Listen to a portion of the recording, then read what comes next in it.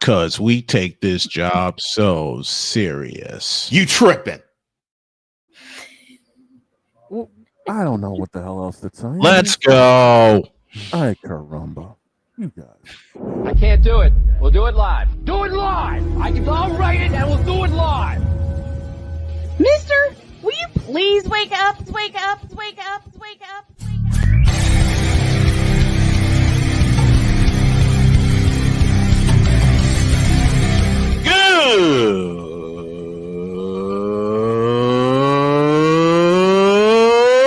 Good morning. Snowman here to all you Brock Purdy and San Francisco 49er haters. Shut up. I gotta thank you, Shane. I mean, whatever happened to the games where breaking 100 points was, I don't know, unusual?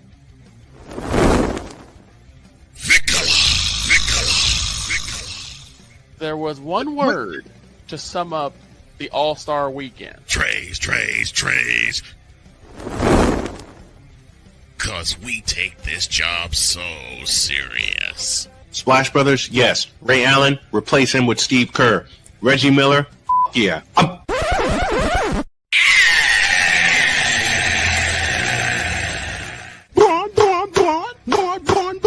What in the all types of blue hell? Get rid of those steals. Oh, yeah! Let's go, baby. I just want to say those seals never did anything to you. You're never gonna get rid of those seals. They're Man, those seals. Good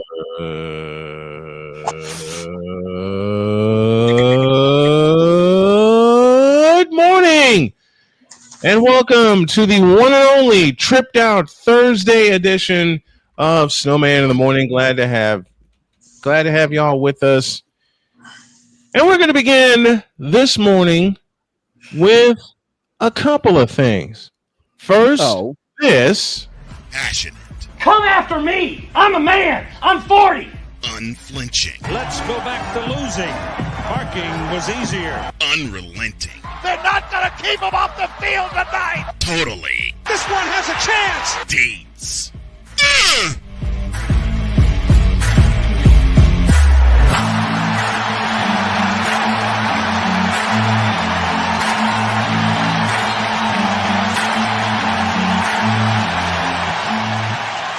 That's not just a murmur, that's a full-blown fibrillation. And this.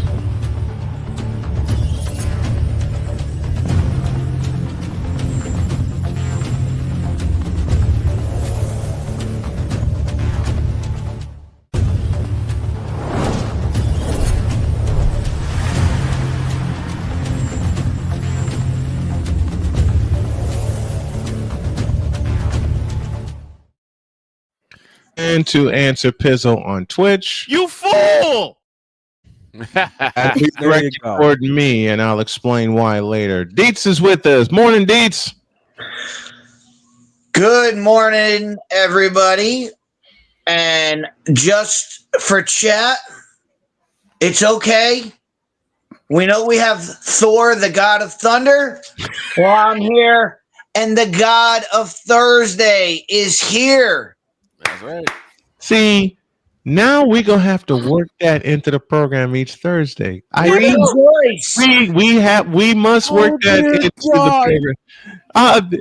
And I already have the graphic in mind. Oh, geez. What is going on here? Okay.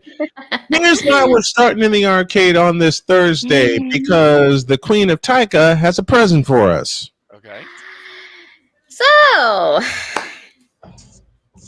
horse girls, anyone? Uh-oh. Now, see, why is that a graphic in my head already?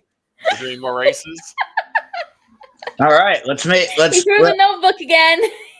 I can make some more Elmer's glue. We're good. Oh, God. He said, well, I would never forget that yesterday. Well, my horse is heading to the glue factory, and I'm sitting over here drinking I took when Dietz delivered that line, I took a swig of coffee and I nearly fell over and spit it out at the same time when he said that. I was playing Uma Musume this morning, and there is one particular race I would like you guys to see. Okay. Ladies and gentlemen, we're doing our race today with Dawn's Horse, Vodka. Just remember, in Russia, you don't drink vodka. Vodka drink you. In Soviet Russia, yes. In Soviet Russia. Wherever there's vodka, you don't drink it doesn't matter where you are. You don't drink the vodka. The vodka drinks you. Get the screen share ready. I figured out why there was no sound yesterday as well. Oh, really? StreamYard doesn't let you share audio if you stream the entire application window. You have to share your entire screen. Yep. Look at Pizzle. I'll take vodka for Monday night. Someone better take a shot. We're taking vodka tonight. What do you want? Yeah, because I'm definitely picking vodka tonight. we have an NFC West matchup. I am gonna get the game ready. Okay. Are you guys ready? We're ready. Yeah, we're ready. I'm ready. Hold up until it's on the thing before showing it. Are you ready? The God of Thunder and the God of Thursday. Yeah. I love it. Here it is. There we go. Perfect. Right. This is on the brain. Can you hear the audio now? Yes, we can. Yeah, we can hear it. There you go. Let's go full screen this thing. The Smitty is with us. Squiggle is with us. Of course, A Pizzle, who will be with us tomorrow to do our picks, is with us. So we got all kinds of fun in the Fanatic feedback zone. All right. Are you guys ready? Here's our girl, Vodka. Vodka. The number 4 favorite of the race. And just a heads up to everyone watching from the stream. Yes, the commentary is in Japanese, but there's English subtitles at the bottom if you need it. Yeah, the commentary is in Japanese, but we're not. So we're going to provide our own commentary sometimes. Good luck. Good luck. Are you ready? Mr. Roboto or Mr. Yoshida? Are you guys ready? Shut up. Let's do this. Let's go. Let's do it. Let's go.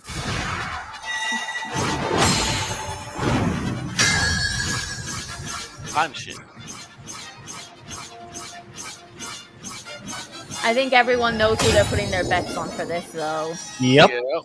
Since it's the man's birthday week, bring on vodka. Is it? And folks, this is Don's birthday week, so wish him a happy birthday all throughout the week. Oh, come on now. Saturday, you won't see him because he'll be. I'll explain that after the break. Sunday, I may drag him in the booth. I'm not hungover. If you're not hungover, correct. Let's go. And off they go. 馬娘綺麗なスタートを切りました。誰が先頭に抜け出すか注目しましょう。先行争いは菱山ぞ、成田ブライアン、10番期待通りの結果を出せるか。1番人気エアグルーヴ。先頭集団を見ていきましょう。先頭は6番単身で飛ばしていきます。先頭から大きく離されて2番手は西のフラワー。1馬審査菱山ぞ。すぐに続いて10番成田ブライアン、5番手2馬審査11番。 Yes, folks, this is happening live.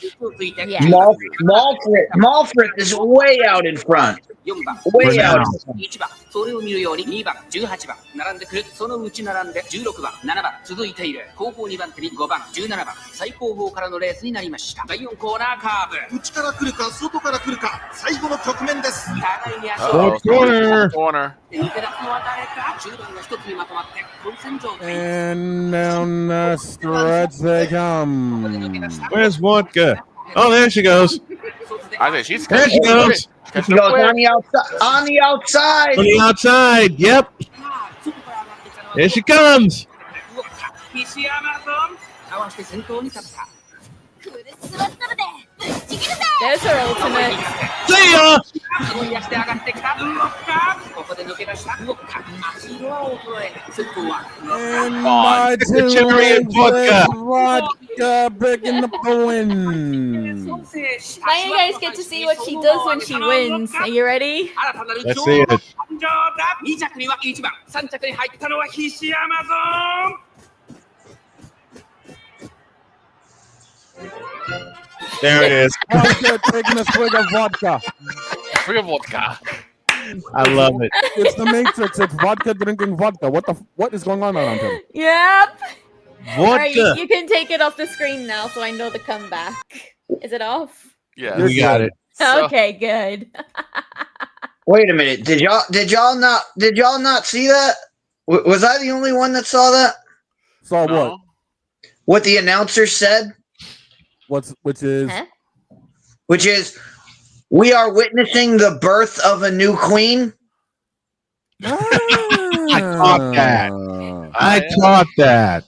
You can't make this up. The commentators always say that, no matter who your race You is. know, it's like Dietz always says. What are we doing? So, okay, I gotta ask a question. Says, what is Jackie Chan saying, lol? Jackie Chan is saying That's that Caleb Chinese. Williams sucks. That's Chinese. This is Japanese. Good question. Who were we roasting yesterday? Namian. No, for the firing of, I believe it was Matt Gundy. Yep. Mike Gundy. Mike Gundy. Mike Gundy. That was Oklahoma State. Oklahoma State. So I just got some news that the athletic director was arrested for, unlawful termination, and they pulled the mask off, and it was Kathy Engelbert underneath. Shut up. You pull that mask off, it's Roger Goodell. And then you pull that mask off, and it's Spencer Rattler. You pull that mask off, and it's Gerald Jones. And you pull that mask off, and it's Caleb Williams. You pull that mask. Unfortunately, you can't pull that mask off. It's just the face. Yep. True. I'm sorry. I had to make that joke. I know. Well, the sad thing about Oklahoma State is we all. No matter who the athletic director is, no matter who the school president is, we all know who runs the school. Mm-hmm. Yeah. So this all falls at the feet of Warren Buffett. Yep. He's got more money than God. If Warren Buffett said, "You're not doing this to Mike Gundy," they wouldn't have done it. They wouldn't have done it, right? Yeah, true. They would not have done it. Absolutely true. Well, we got a break, and when you all get back, welcome back an old friend. Some man in the morning back in the deuce. This is Snowman in the Morning. From the hills of Santa Clara to the legacy of the stick, this is where red runs deep and greatness wears gold. 40 plus years a fan, 30 years in the booth, and now it's personal. The 49ers like you've never heard them before. This is That 49ers Show on Snowman Sportsnet. Hosted by Brian Snow, each week you will get a recap of the game that just happened and the game that will happen. All the stats, facts, and figures, all the fun notes, fan chats, and everything else you could put into 30 minutes. This is That 49ers Show on Snowman Sportsnet. Wednesdays at 7 p.m. Eastern, 6 p.m. Central.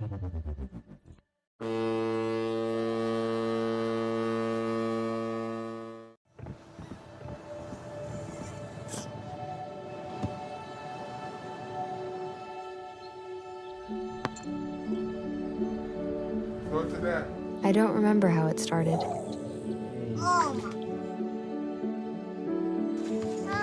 Our back and forth. Victory. Fumble. Repeat. It always came back. Dad! Okay, here we go, throw it! Yeah.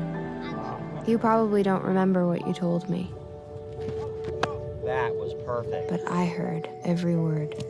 Nice.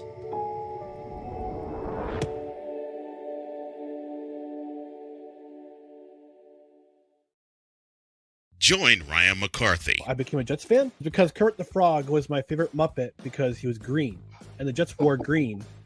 That's how I became a Jets fan. and Dustin Henry ESPN is cashing all in on let's pay a few personalities and we'll just kind of fill in the gaps. as they walk you through all of the world of sports from their perspective. The Albany Empire, it's a literal circus. No credentials required. Where, Ryan, say the tag. Where you don't need a press pass to talk sports. Every Monday at 8 p.m. Eastern, 7 p.m. Central. On YouTube and where you can find all podcasts.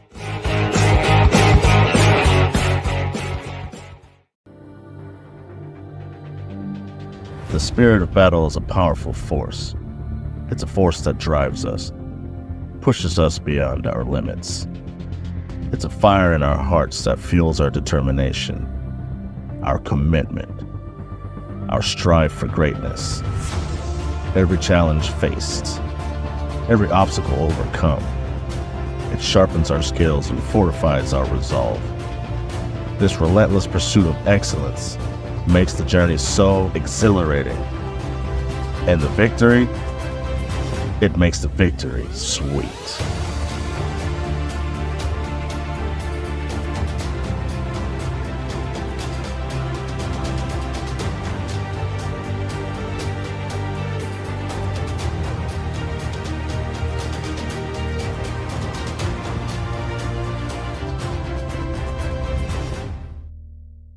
Cause we take this job so serious.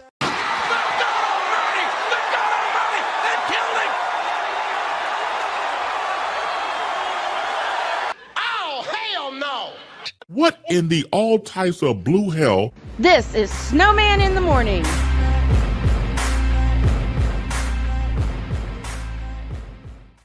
I know we got deets on the way to talk more college football, but since it is Thursday, somebody else is awaiting.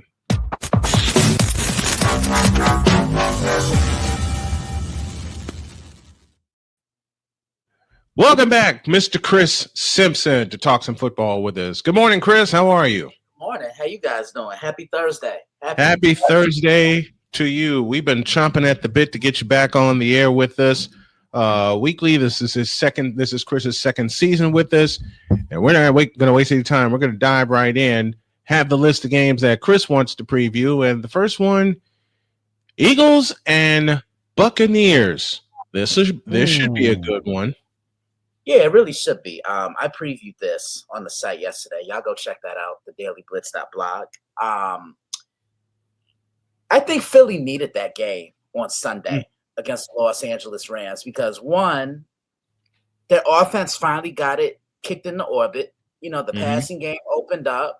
And everybody wants to bash Jalen Hurts for not throwing touchdowns. But look, I don't care if I contribute too much or I don't contribute much at all. Long as the team comes away with a win. I thought that was the most important thing. After all, Brian, what did Herm Edwards say almost 25 years ago? You do what to win the game? You play to win the game. Plain and simple. And I think what's making this 3-0 start so impressive is Saquon Barkley has yet to eclipse 100 yards. I think it's coming, but teams are so focused on loading the box and saying, look, anybody but number 26 is going to beat us. Take that. If you're a defense, and then Tampa Bay, I mean, they've been getting by the skin of their teeth. They won by 3 against Atlanta.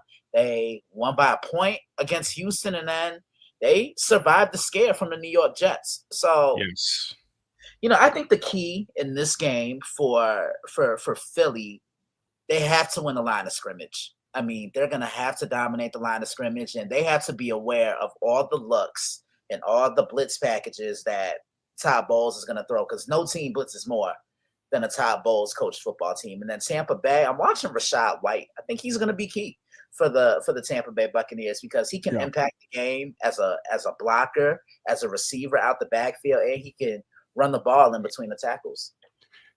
Shane, we had a chance to talk during pre-show, and Rachaad White was one of the running backs you had brought up for this game. Yeah, easily. Rashard's got to be able to do what he can out the back. He's got to be Baker's right-hand man when it comes down to things, because right now they're going to need it against a stout Philly defense that's been pretty keen to get to the quarterback time and again. Yeah, and in Philly, they're going to throw a lot of different looks themselves at Baker Mayfield. You know, they could send Nolan Smith, that big man child, as me and Cole Johnson refer to him as. Jalen Carter is who he's a grown man, Brian. You know, I can't say what I really want to say. Oh, I know. That's a grown man. That's a beefy dude. They got a pair of grown men anchoring that line up front. To the second quarter we go, and the second game that Simpson wants to look at. Let's see. Go to Dallas. Micah Parsons returns. Oh yeah, Packers and Cowboys in Jerry World. Ooh, this could be a scrimmage for Green Bay.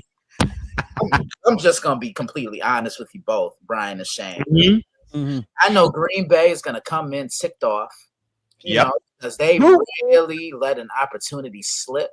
I mean, who wouldn't be ticked off losing to Cleveland? Then again, Shane, look, me and you we've been working together for over a year now. What's the one thing I've always said? There's no such thing as an easy game in the National Football League. Anybody can be beat any given Thursday, Friday, Saturday, Sunday night, and Monday night. I think Green Bay looked ahead. I say this on College Football Showdown all the time, and I say it on all the other shows I contribute for as well. Monday Evening Quarterback, my podcast included. You cannot overlook a team.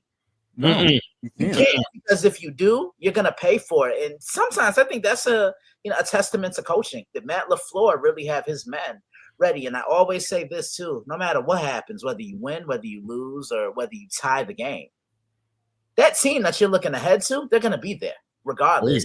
And as far as Dallas, they looked absolutely terrible on Sunday against the Bears. That lack of a pass rush is definitely hurting them. Jadeveon Clowney doesn't make them any better. He's not a pass rusher. He's more of a guy that's built to stop the run. Their secondary, they're under a lot of pressure right now because they don't have that beast that's getting home to the quarterback. So the defense is just a mess right now. Offensively, they can't run the football. They can't push the line of scrimmage with the offensive line, and why they had CeeDee Lamb coming out the backfield is beyond me. And now you don't have him.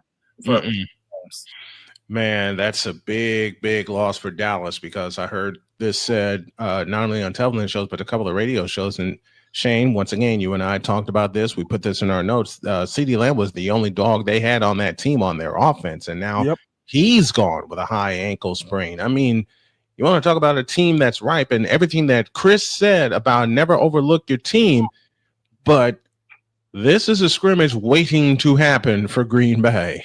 Easily.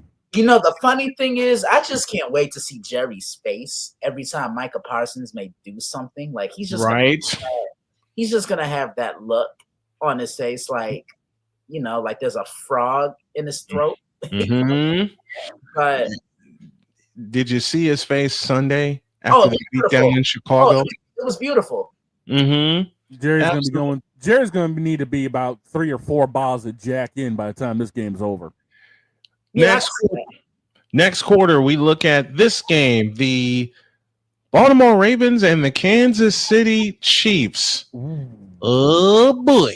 Somebody knew what they were doing when they put this game on the schedule. But the wild card being, Ravens are 0-2 in prime time. This is a regularly scheduled game, if you want to call it such. What do you see for this game, Chris? I want to see how Baltimore bounces back, because they gave up 7 sacks against the Lions on Monday night. I mean, 7 sacks. And I know the Chiefs are probably watching like, look, we can duplicate that. I think the only way the Chiefs win this game, because I'm going to be honest with the both of you right now. I don't like the way Kansas City looks. And Brian, me neither. Hey, we talked about this a lot last year. I said it last year too. I didn't like the way Kansas City looked. Like, something's just not clicking. Something's off. You said this, Chris. You said this last year with Kansas City. Something is definitely off with the Chiefs. Yeah, Now- and I mean, look, now- go yeah. ahead. Go I was ahead. about to say, is it the fact of the beatdown that they took in the Super Bowl having a hangover effect into this season? It could. I mean, very much so. But I just also think from an offensive standpoint, they just don't scare you because there's no Xavier Worthy. And Xavier Worthy was brought in to do what?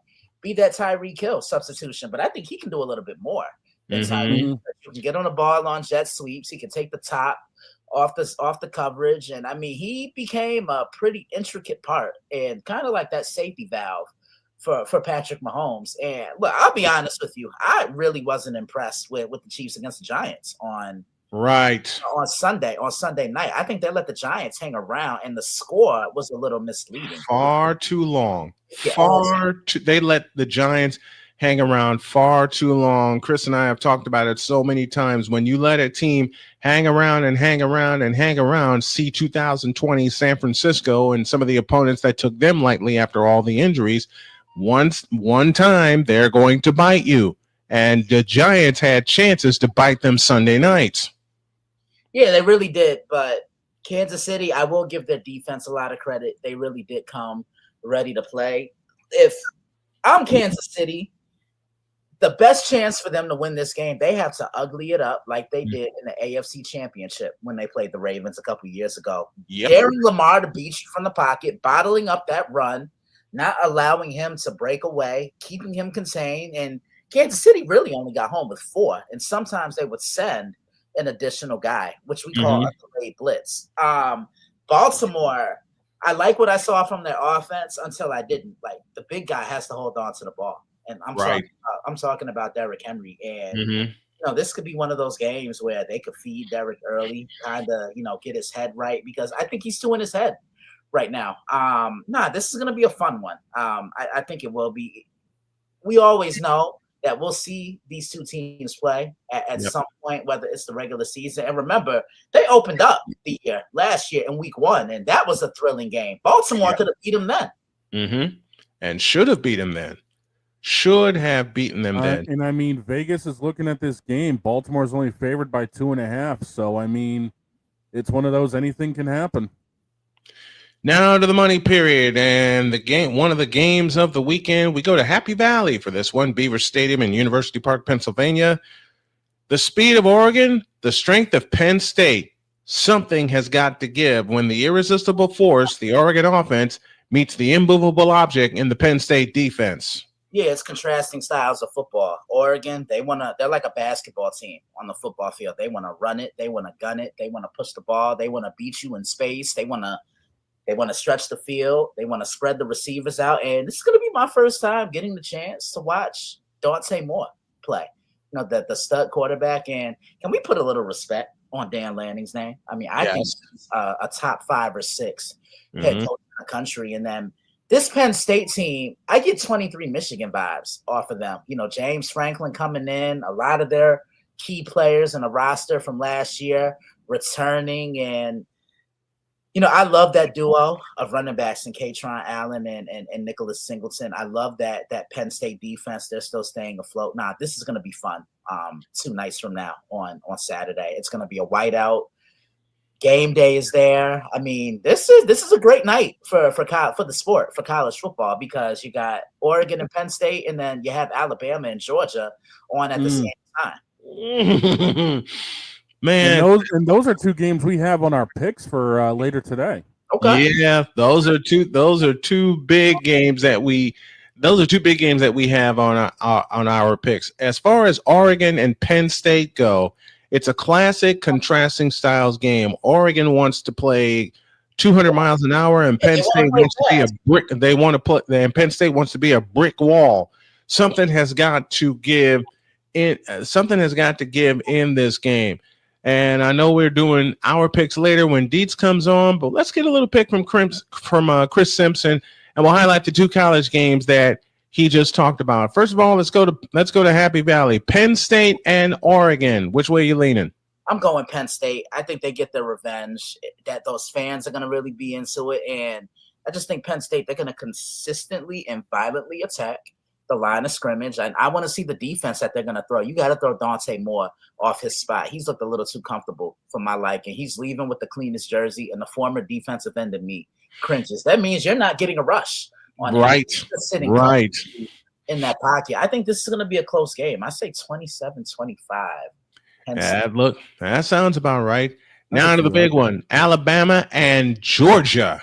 Well, Alabama's getting Jam Miller back in. I told you last year, Brian, just like how important Jam is. That's not the quickest guy, but he impacts the game as a blocker. He can catch the ball out the backfield, and he can take the handoffs as well. Now, this game always comes down to who controls the line of scrimmage on both sides of the football. And Georgia, look, Alabama's had their number, but there's a reason why this game is in Athens. I like the Georgia Bulldogs, 31-24. And Gunnar Stockton, he's going to put a lot of pressure on this Alabama defense, because what's the one thing, you guys, that Alabama struggles to do? They cannot stop mobile quarterbacks, and Gunnar can run. Gunnar can move. Kind of, I see a little Doug Flutie in this guy's game, Brian. Just a little bit, with the ability, how he moves, and I just think he's a better thrower of the ball than Doug was. Not saying Doug couldn't throw, but and Georgia, they showed in Knoxville a couple of weeks ago that they're still the top dog. Pun intended. Like Tennessee had big pun intended, because Tennessee should have rolled in that game. They were up 21-7, and then all of a sudden you're playing overtime in your house against Georgia, a team you had down by 2 scores. Tennessee had so many chances, you guys, to close the door on this Georgia team, but they left it slightly cracked, and Georgia just barged their way in. Well, that's the Simpsons football chatter. Which way are you guys leaning? We're going to make our picks a little later, but you heard Simpsons picks for those 2 big ones in college football. Alabama, Georgia in Athens, and Oregon and Penn State in Happy Valley. Chris, always a pleasure, my friend, to welcome you every Thursday morning to the show. You are fantastic. We love you, brother. We'll do it again in 7 days. Hey, I love y'all too. Make sure you guys check them out. Snowman in the Morning. If you can support me, you can support them in every show that I contribute for. I will be back on next Thursday, God willing. Have a great rest of the show, and I hope you guys both enjoy some football. Thank you so much. We appreciate it. Bubba.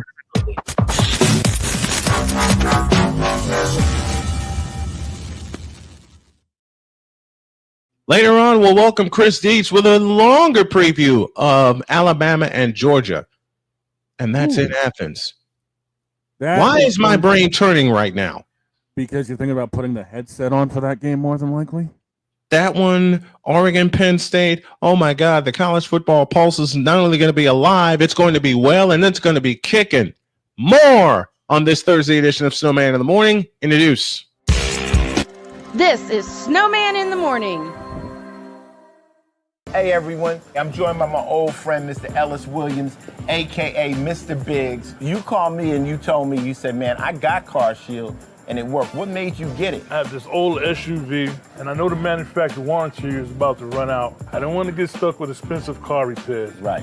So I gave Car Shield a call. Coverage was very affordable and there was no long-term contract. A few months after that, transmission went on my car. I took it to my mechanic, they called Car Shield and saved my family on $2,400. Car Shield is America's #1 auto protection company. Their administrators have paid out over $1 billion in claims and cover most vehicles from 5,000 to 150,000 miles. You'll receive 24/7 roadside assistance, courtesy towing, rental reimbursement at no additional charge. Give Car Shield a call today before it's too late. Remember, Car Shield cars go farther. Protect yourself now against expensive auto repair bills. Call 800-513-9263.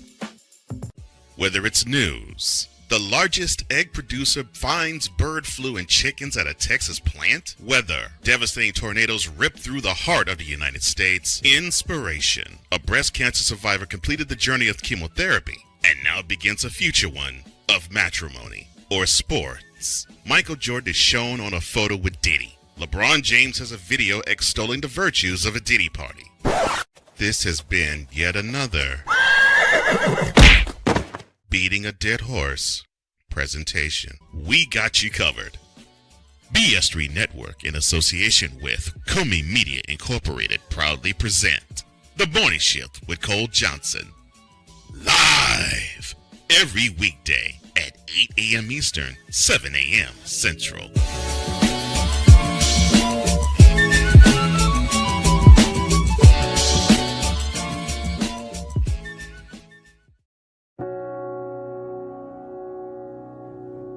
Do you remember our first group photo? This is it. Smiles all around, even though we were all nervous. Who could have imagined that our first weekend together would soon turn into a lifetime of memories? You're an amazing young man. Your brothers and sisters really look up to you. They're a big brother. It's so cool to watch the adult that you've become, and you really have done as much for us as you think we've done for you. You know, it took 20 years, and I got my third child, who was 17 at the time. There's so many rewards in life.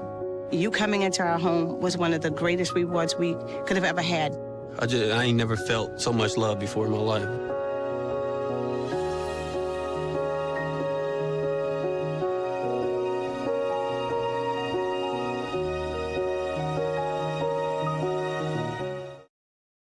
Mister? How do you operate this Twitter thing or this Instagram thing or whatever the heck? You're supposed to know all this stuff. Anyway, welcome back to the show.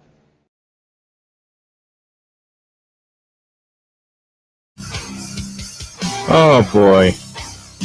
I messed up. There we go. Ay. What you like? 38 after the hour. Thank you, Chris Simpson, for joining us. Of course, that was pre-taped because of his schedule, but you will see Simpson's Football Chatter every Thursday morning. All right.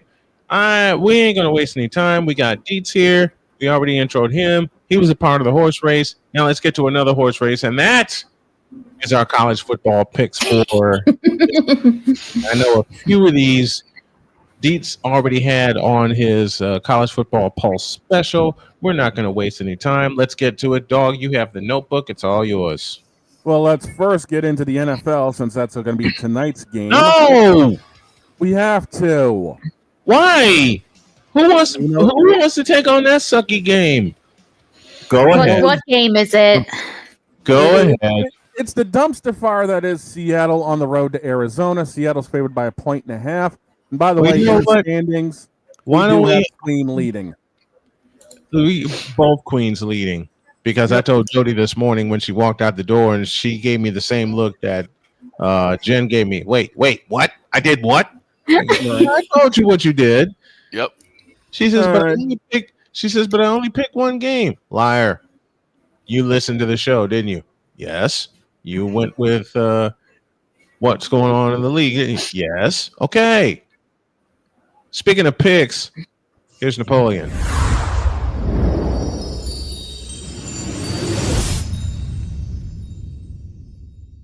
Good morning, everybody. So for this game today, Thursday, September 25th, 2025, we are looking at the Seattle Seahawks versus the Arizona Cardinals. Seattle favored by 1.5 with the over-under of 43.5. This is going to probably be a broken glass game for everybody. But do I want to go the Redbirds or do I want to go the Bluebirds? I'm going to go crazy. Give me Seattle on this one. And that's all for me. Back to you, Snowman.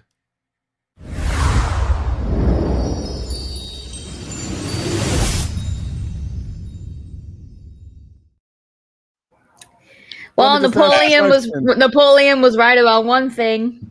What? Glass.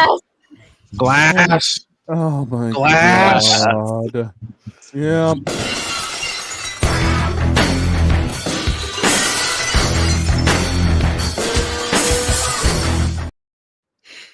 So do I just list this as one of our FO games and move on? As I said many times before, hell no.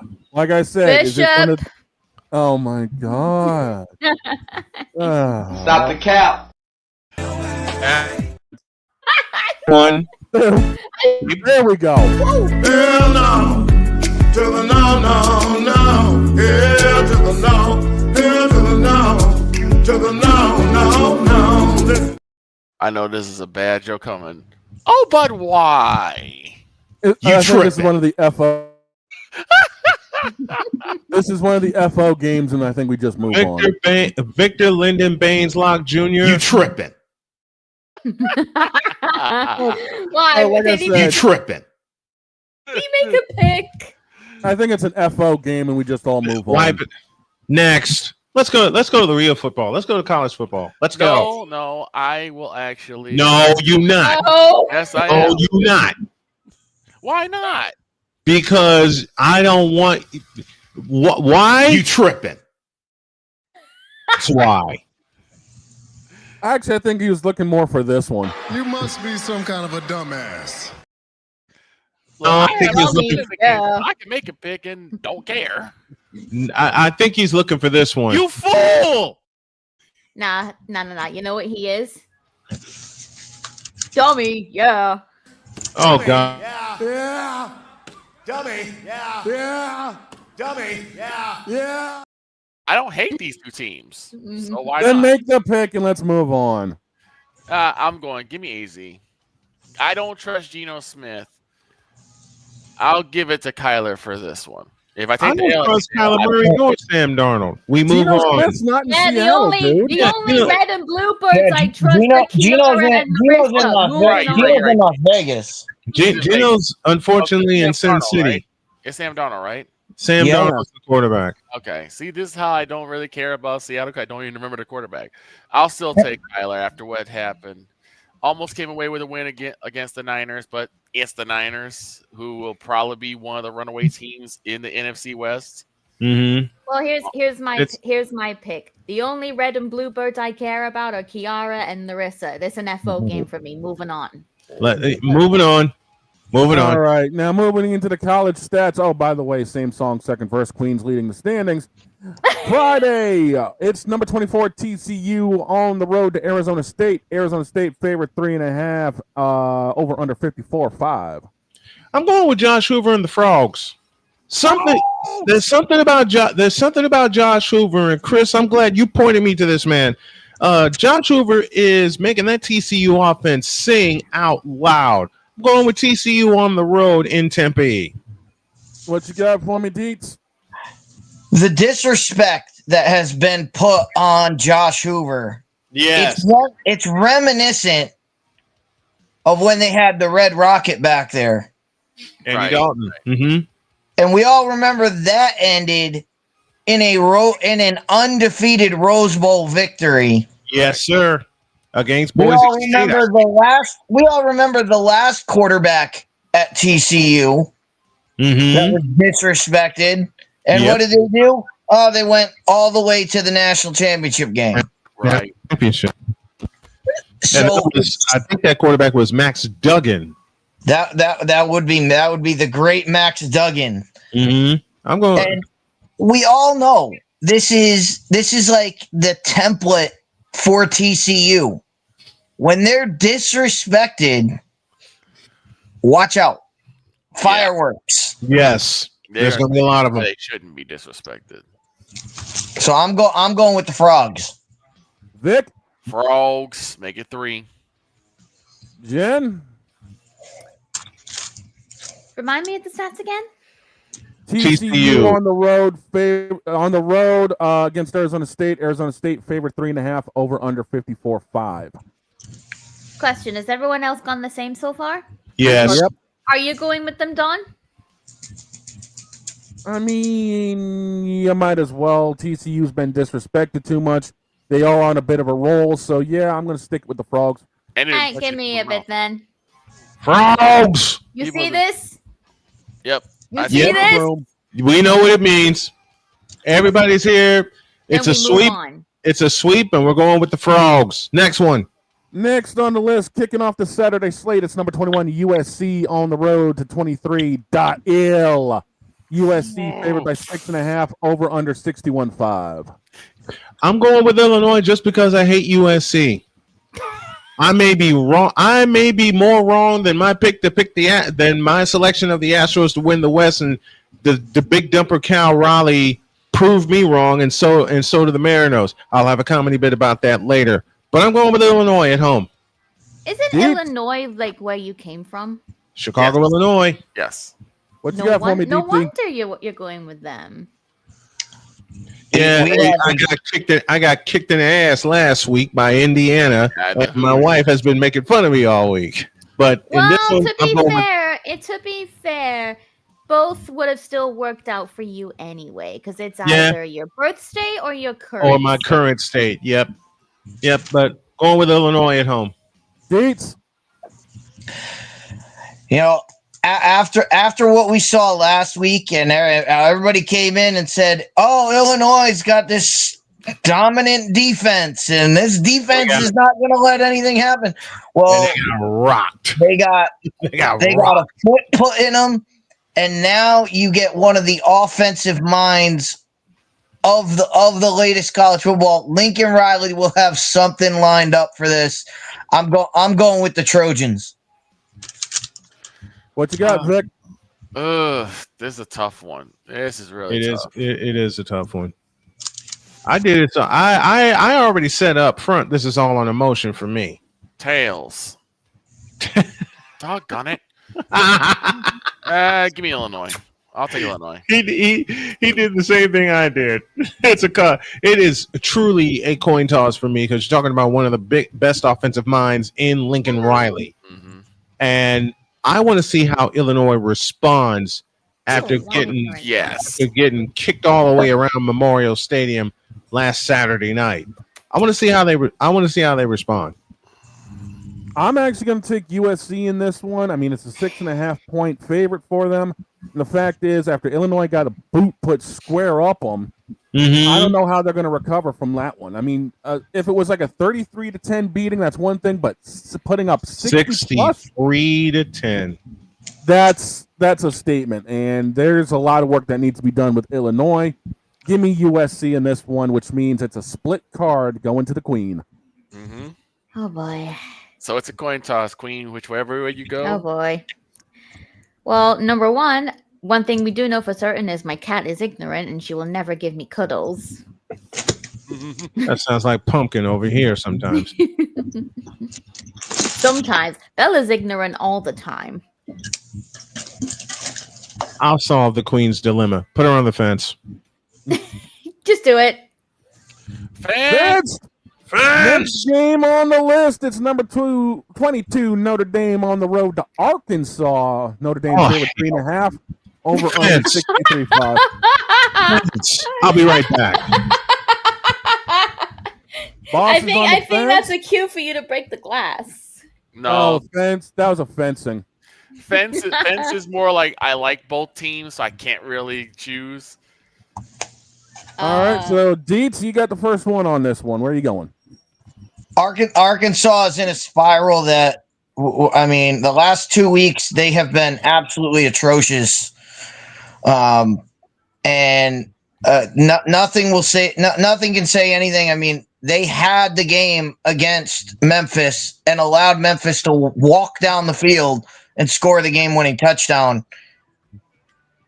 I don't see a way that they can stop Notre Dame, and everything is riding on every single game for the Irish from here on out. They just have to keep giving the ball to Julian Love, and they'll be all set. I look for them to do that a lot. I'm going to take the Irish in this one. Vic? All right, what's the other team? It's Arkansas versus who? Notre Dame. Notre Dame favorite 3.5. Gotta go alongside my dad. I'm going with the Irish. I'm with you on that one. Notre Dame has got to make a statement against Arkansas, and the way Arkansas played last week, I don't see much available. So I got Notre Dame in this one, which means we got 1 on the fence and 3 for Notre Dame. Jen, which way are you leaning?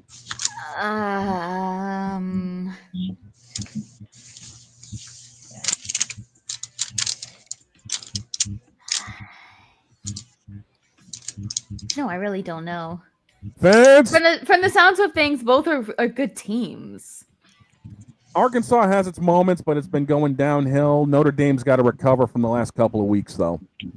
So okay, so in other words, it sounds like both of them are kind of not in their A game. Not yet. I think Notre Dame needs to have this as their A game, and Arkansas needs to have a bounce back, but it just won't be against Notre Dame, if you ask me. Yeah. I have no clue.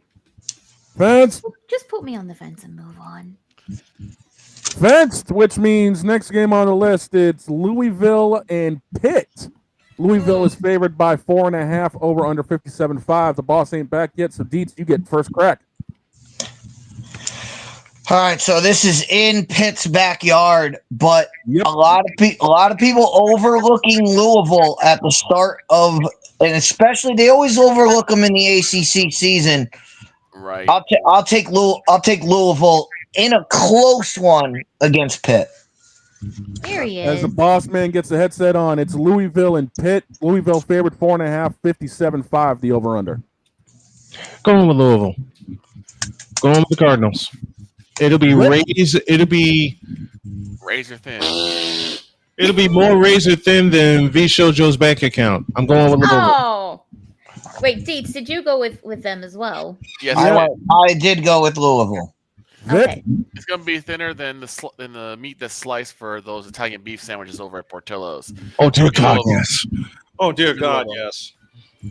Well, that's 3 for it. I'll make it 4. You know what? You know what? We're gonna have like separate ones of these for every time it happens. So here's number 2. Sweep it. Sweep it. Sweep it. There we go.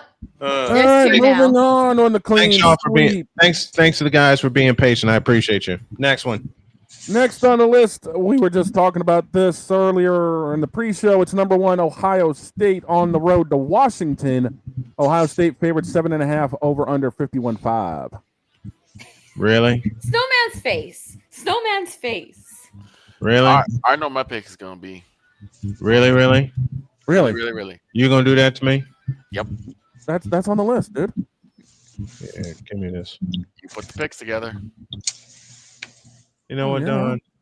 Sometimes I hate you in your picks, but I mean, shut up. The picks don't make favorites, dude. It's just what I throw darts Shut at. up. This should answer your question.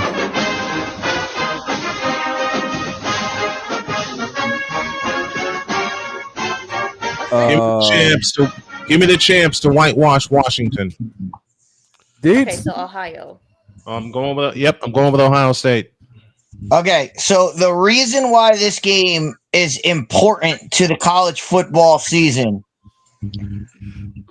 we have a first-year starter at Ohio State who has not left the confines of Columbus. He has not left the horseshoe in his first 3 games. Yeah. We have a first-year starting quarterback. His first trip will be to that loud box in Seattle, Washington. It'll be interesting to see how, and as we love saying, as Super Saiyan, yes, Super Saiyan, how he can handle the pressure of a road game. We've seen him do it at home. But now we can see him on the road, and this is a tough place for a rookie, for a first-year starter to get his get his legs wet. That being said, Ohio State too tough for this Washington team. Yep, I'll take Ohio State, but look for some rattlings early, and then look for Ohio State to get its legs under them. I believe it. It is going to be tough for the Super Saiyan, but the Super Saiyan will rise in the fourth quarter. So A Pizzle says glass. He wants no parts of this. I do. Why don't you want a piece of this, Pizzle? I do, and here's the thing. I don't know if it's even going to be that much of a distraction for him. I don't think it's a distraction for the Super Saiyan. I think he'll take it. So OHIO, do it for Big Sis Lisa. Give me the Buckeyes. Miss Morris, OHIO. There you go. To be the champs, you must unseat the champs. I think we all know where this is going then. Put your brooms up. Put your brooms up. Here comes the third one. Next on the list. Oh, Damien, you're not right. He said, wait, didn't Penix Jr. come from Washington? That says everything, too. Ouch. Yes and no. Yes and no. Penix Jr. spent a year in Washington. He spent the rest of his career at Indiana. Yes. He built his career at Indiana. Next on the list, it's a battle down south. It's number 4, LSU takes on number 13, Ole Miss. Ole Miss is favored by 1.5 over under 54.5. Boss. You know what? I don't like this game. Because every time it's been demonstrated between two coaches, Brian Kelly, actually 3, Coach O, Les Miles, and Brian Kelly. It has been proven every time LSU scores a big victory while they are ranked in the top 5, they go on the road and lay an egg. Yeah. And the last 2 times they have laid an egg as a ranked team, guess what? It was in Oxford, Mississippi. So you're saying history's going to repeat itself? I don't know what the hell I'm saying. Give me this. Tails. Nope. It landed on its side. Yep, I knew it. I tried the same thing, and it went up into the sun and burned. It burned to a crisp. Okay. That so what said, man, fence me on this one. I can't pick. So somebody say because it's like I said, every time LSU beats a big opponent, whether home or on the road, and they're ranked within the top 5, this happens. Deets, what you got for me? This game is something's got to give here. Either Brian Kelly wins a big game or Lane Kiffin wins a big game. Something's got to give.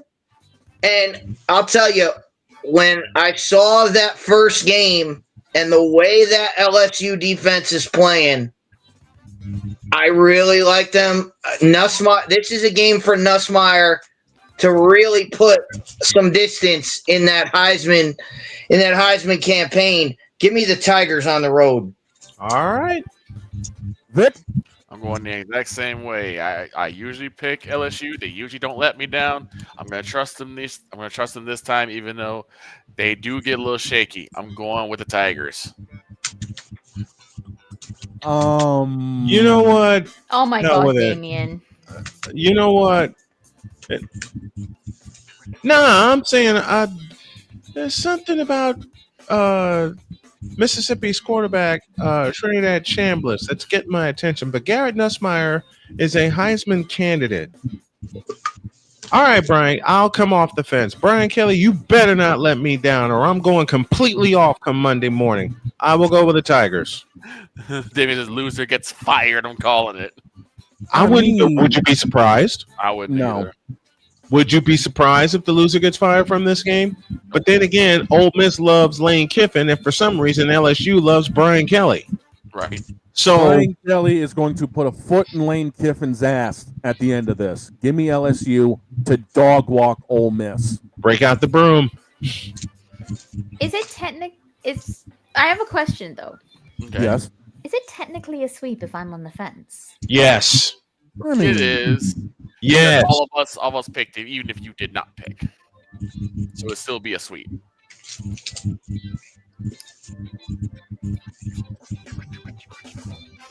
I think she's on the fence on this one. Yep, she's on the fence. Yeah, I'm just not entirely sure. We need to make a graphic for the fence. We need Next one.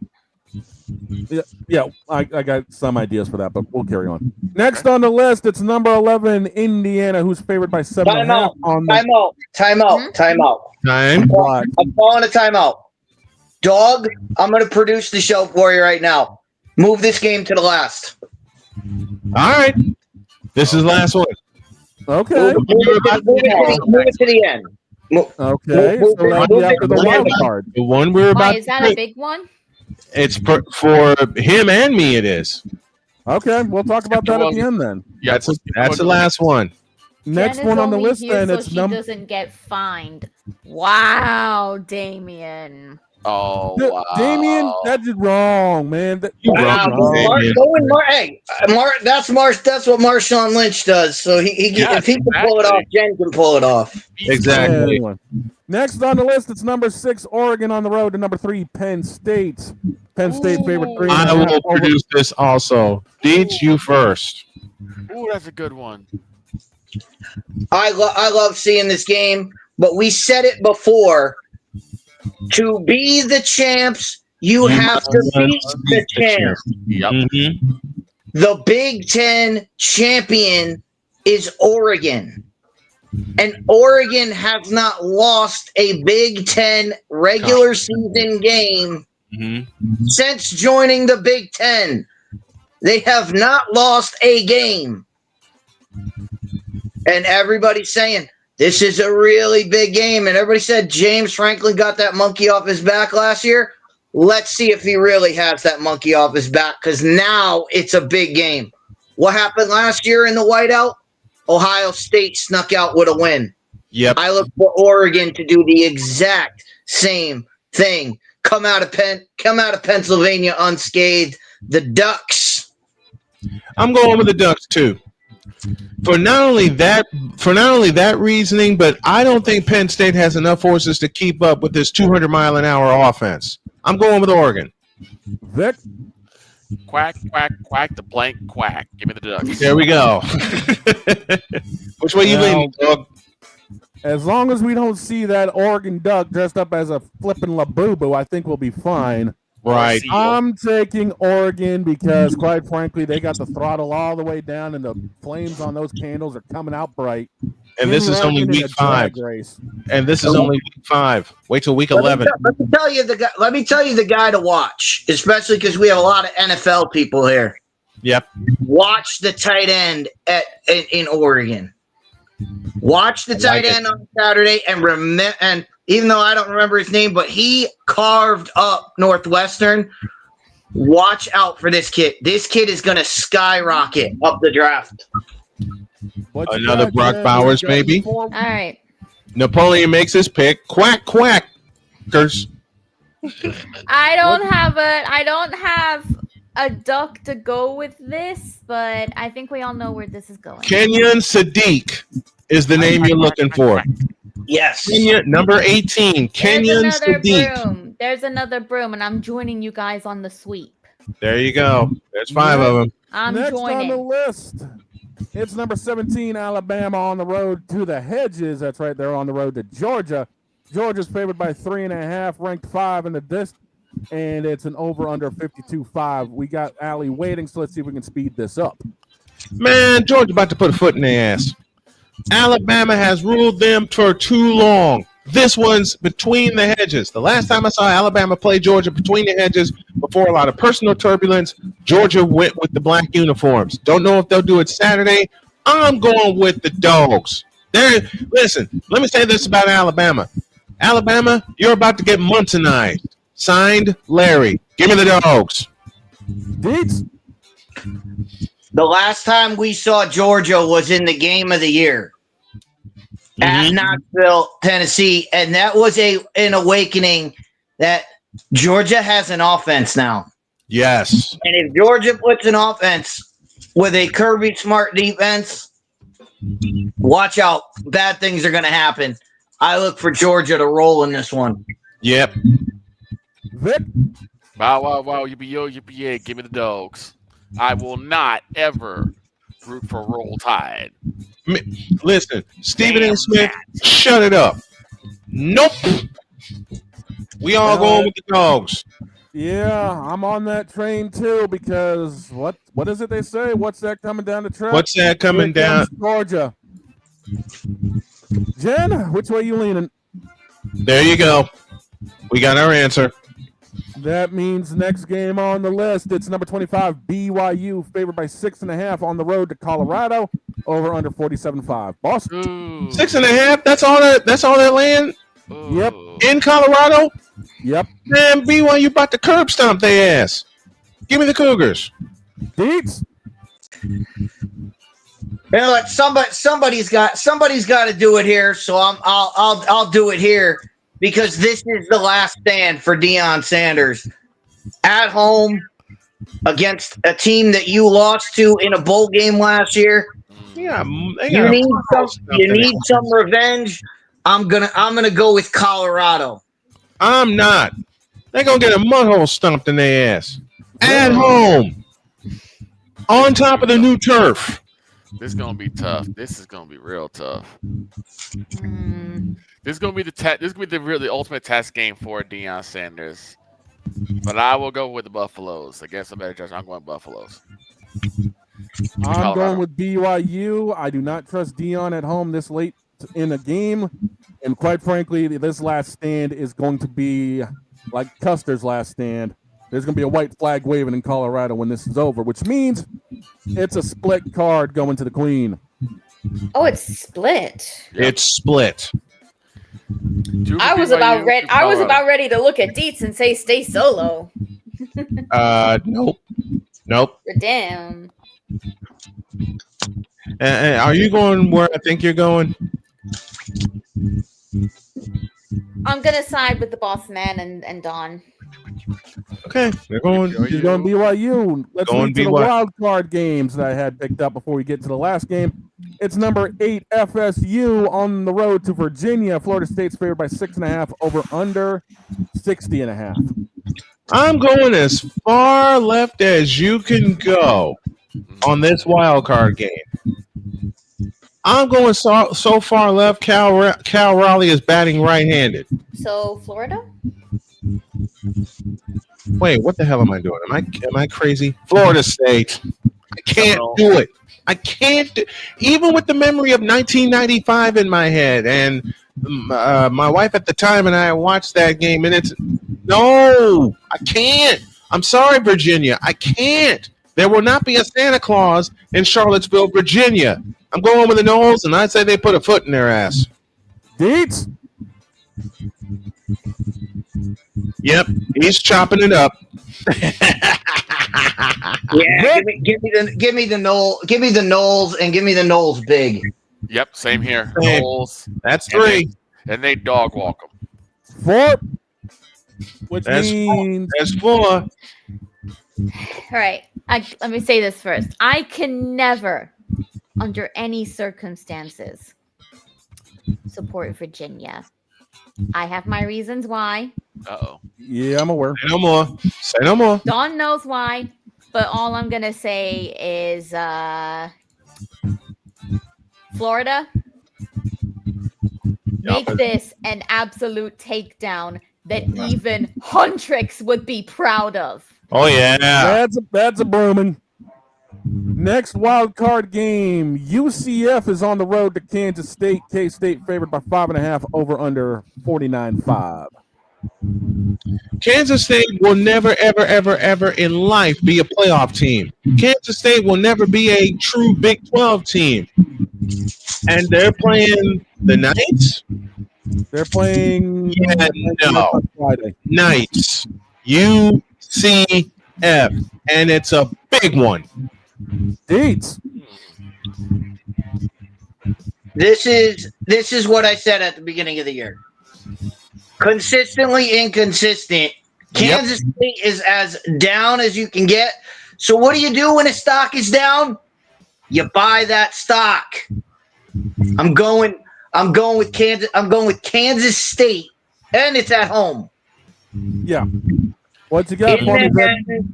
Bill Snyder Stadium. Let's go. I'm gonna say UCF. I think Kansas State will probably win a 3-point contest before they win a football game. I'm going with the Knights. I'm on that one with the Knights as well, which means Dietz is on the island. Jen, it's your turn.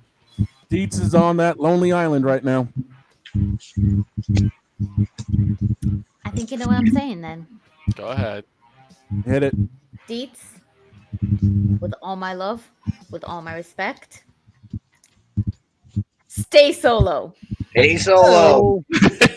Now that means we I will say this. around. If Dietz winds up being right, Dietz, I'm going to look you in the eye and try not to laugh as I cuss you out for about 10 minutes. Now we circle back around to the last game on the list. It's the whole weekend. Right. All right. Last game that's on the list that was told to be put last. It's number 11 Indiana on the road to Iowa. Indiana's favored by 7.5 over under 48.5. I ain't going first. Dietz is. Yeah, Deech, you go first. I defer to the second half. I'm going last. He's No, you're not. Excuse me, no, No, you're you're not. not. I am. No, you're not. I'm going last, All right. Dietz. All right, then. Dog, play the music. What? Wait a minute. What music? Break the glass. Break the glass.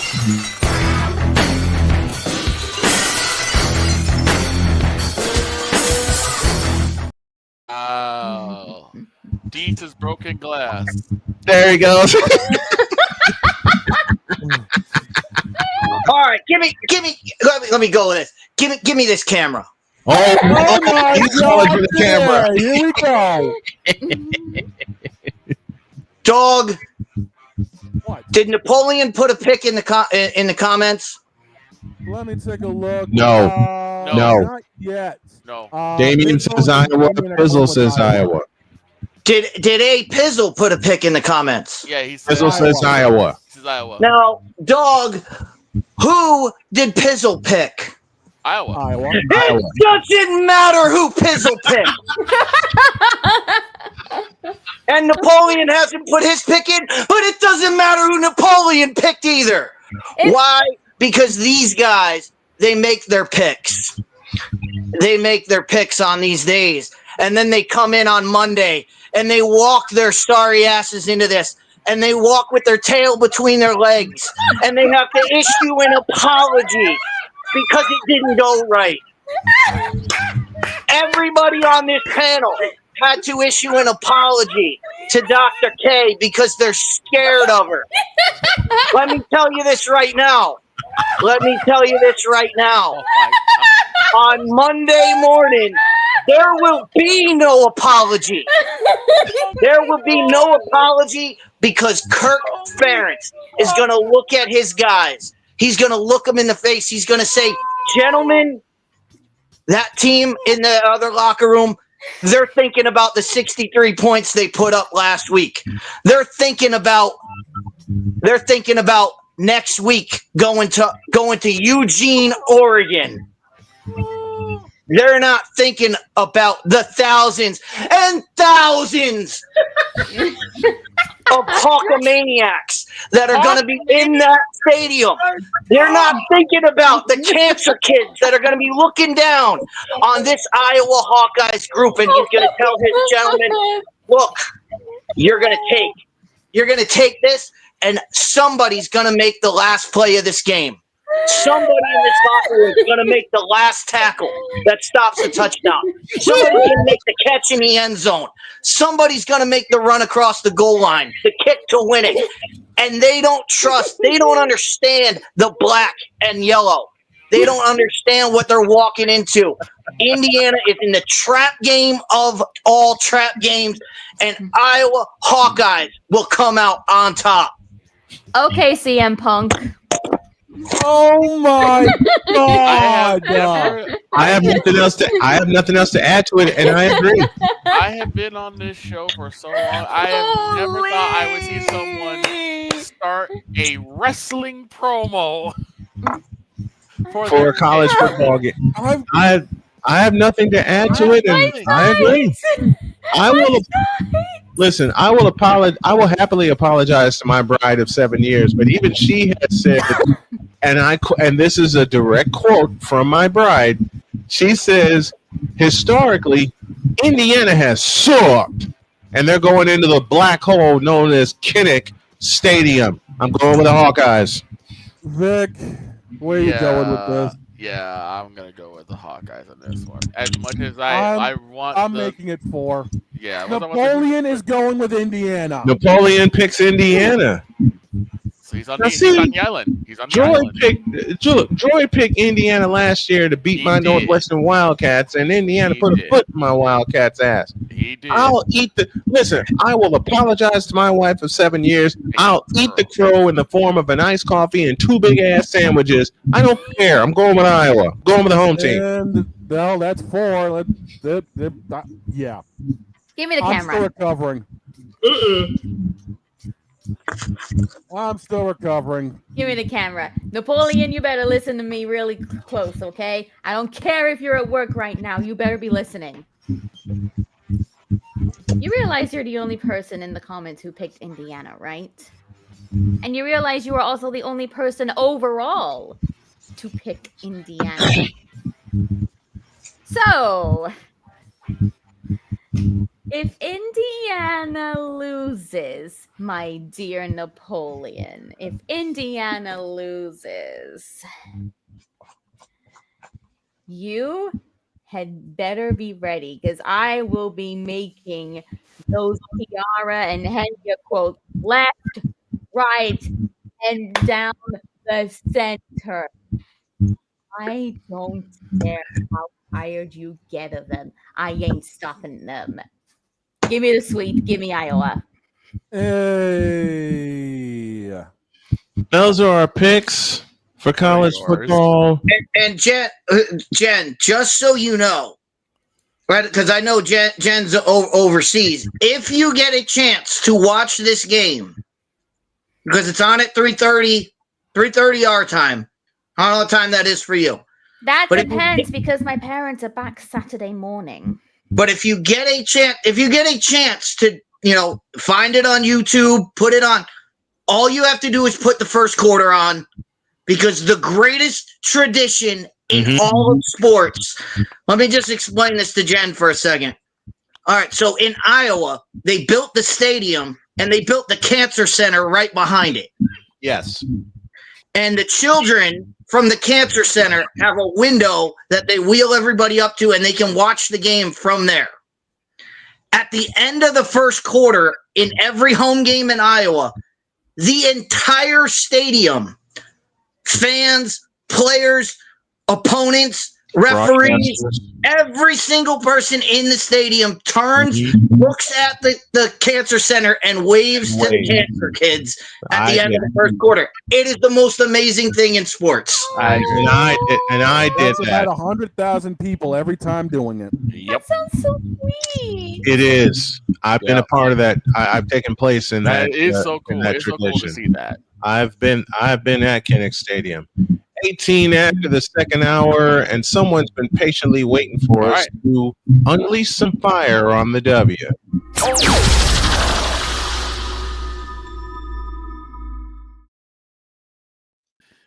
Here's Allie. Hey guys, how's everybody doing today?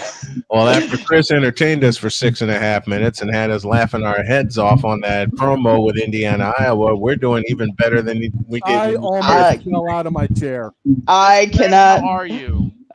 Doing awesome. Actually, my voice is still husky. This cold is hanging on forever, but at least it's deep and sexy, right? But oh my gosh! Actually, I've been yelling. I have been yelling at the TV for the last almost a week now with the WNBA finals and they're the semifinals. Oh boy! These matchups are blood matches. Yeah. Okay. Yeah. Yeah, I don't care which one you choose either. Minnesota Lynx, Phoenix Mercury, Fever. Yeah. Yes, exactly. But all these matches are going to go 5 games. That's what I'm going to tell you right now. It's there. A lot of people said, Aces in 4, Lynx in 4. I'm going. Whoever wins goes in 5 because nobody is wanting to go home. Everybody is at peak performance right now. I'll give you a little. Sam Smith said a line in a documentary that I watched when they were chronicling the Bulls and the Cleveland Cavaliers in 1989. Michael Jordan went over to the table, looked at, and this is how Sam Smith put it, quote, he looked at the guy who said the Cavs will win in 3 and said, we took care of you. He looked at the guy and said the Cavs will win in 4 and said, we took care of you. And he looked right at me and says, and today we take care of you. I have to ask this question. Yeah. Sure. How much must the experts, and I use the experts in quotations, must they be pulling their hair out that the fever is still hanging on? They are really, I will say, they are really in that kind of a shape. The thing is that Indiana fever just is that little engine that could and did all season. And they keep doing it because Sunday they walked into Vegas and wiped them out.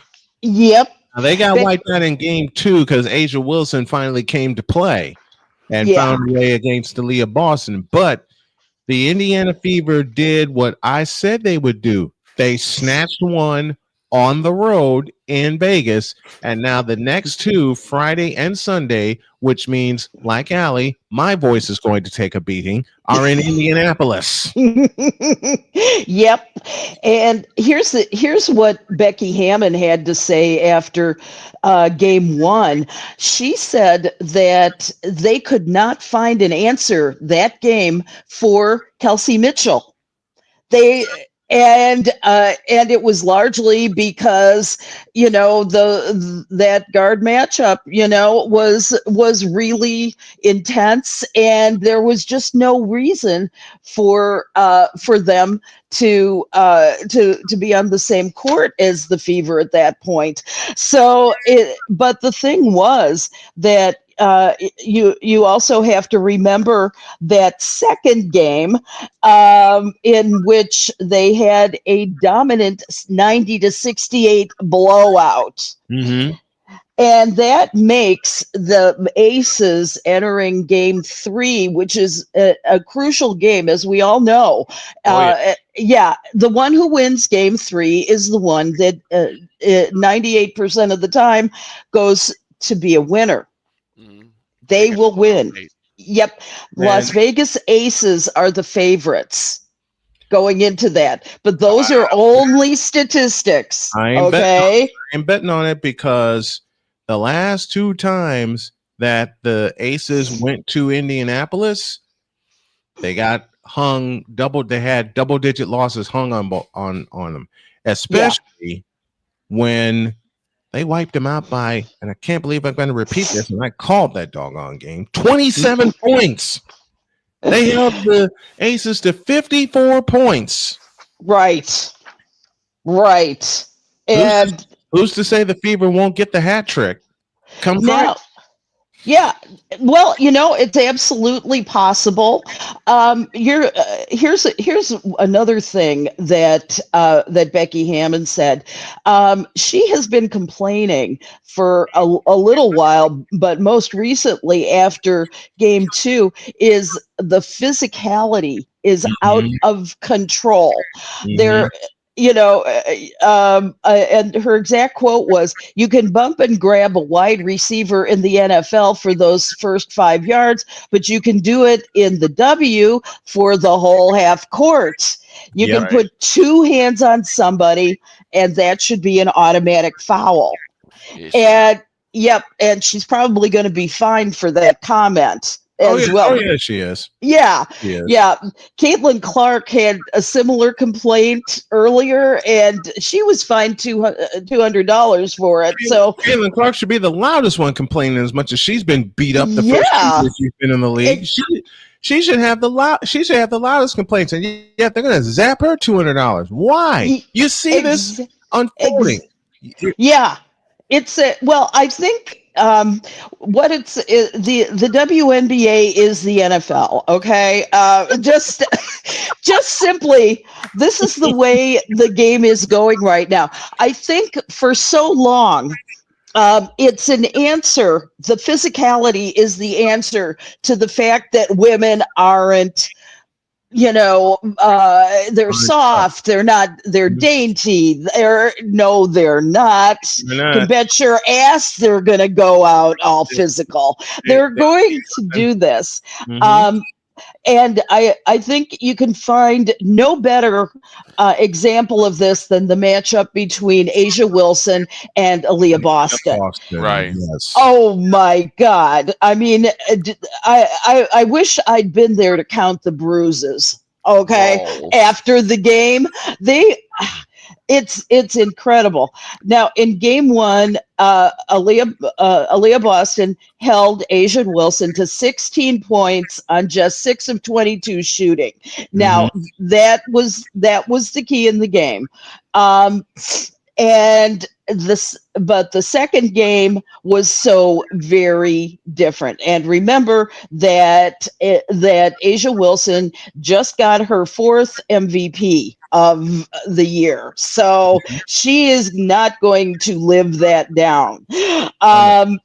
But so what Boston did in game 2 was to try to be annoying just a little bit. That's a quote. She annoyed the hell out of Aaliyah Boston. So it was crazy. Now, the key to the Fever winning in game 3 is going to be their defense. That's if they do not have the defense at gold standard, Las Vegas is going to win this game and turn the tide in the favor of the Aces. But I'm thinking that if Indiana can get some stops, get out in transition, that'll make the difference. That's been their biggest thing in these playoffs. Look at game 3 in Atlanta. The way they turned that fourth quarter around, they made their stops and they got out in transition. In fact, it was a transition basket from Aaliyah Boston that won the series. I'm so glad that Allie said that about the WBA and NFL, because I've always said that Kathy Engelbert reminds me of a female version of Roger Goodell.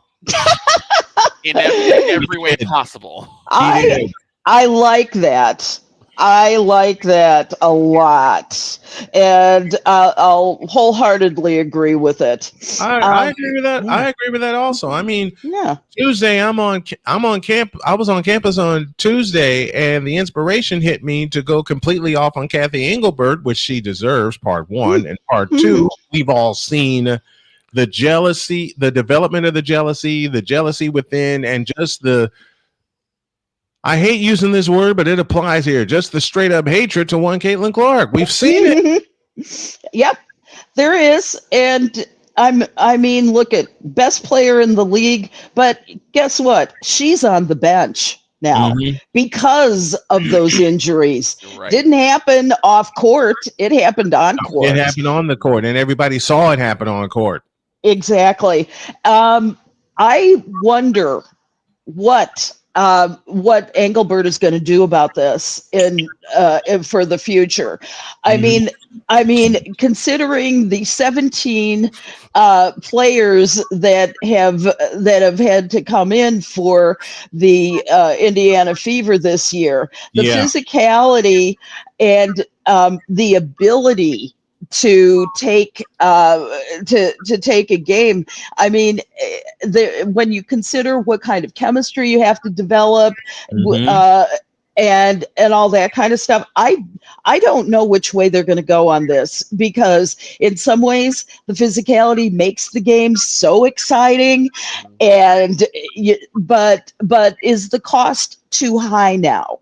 Is it too much to make it a game that's no longer worth watching because of the carnage? Here's another thing that you wanted to talk about. We didn't get to the other semifinals. Phoenix and Minnesota. Phoenix snatched one in Minnesota in overtime, and now they go back to that they go back to the Valley, one game apiece. Yeah, and it's going to be the most again physical. Again, I think that the Mercury is some kind of surprise for Minnesota. Right now, as it stands, Minnesota still has an almost 90% chance of advancing to the WNBA finals. However, the Mercury registered this epic 89-83 victory in overtime. They erased a 20-point deficit and recorded one of the biggest comeback wins in WNBA playoff history. So if you think through the third quarter, Phoenix only had 39 points. Yeah. Let me say that again. Halfway through the third quarter, Phoenix had 39 points, and they wind up with 89 to win the game. So a light turned on, and it was the same thing, Allie, that we talk about all the time. Defensive stops and turn them into baskets. They've got a lot of defensive stops, especially in the fourth quarter, especially with the game-tying three-point shot in the fourth quarter. Yeah. They, for some reason, it seemed like the Lynx just sort of ran out of gas against a stepped-up defense from Phoenix, and I was scratching my head. I'm going, "Are you?" I can't use the word on the air. I was saying this in its entirety. I was saying the exact same question. Take a look at that while I was warming up for the Fever and the Aces. He says he has a question for you. Take it away. What you got? So my question for Allie is, in New York, what are we doing? You're speaking of the firing of Sandy Brondello, last year's winner of the championship. Let me get Deets to do it again. What are you doing? Deets, do me a favor, Deets. Do it again. What are we doing? I'm loving it. Yeah. Why fire the winningest coach in the Liberties franchise history? Why? Okay, here's the reason why they fired her. Okay. All the injuries over the course of the season revealed shortcomings within the organization that the higher ups felt that Sandy Brondello was not addressing. First, lapses in defensive effort. Okay, there's that. The lack of offensive flow when Sabrina Ionescu wasn't on the field. Okay. And also the 3-point output. And also, there were a lot of struggles to help Jonquel Jones be more consistent. She only scored 17 points in 3 postseason games, and including only 3 in game 3. And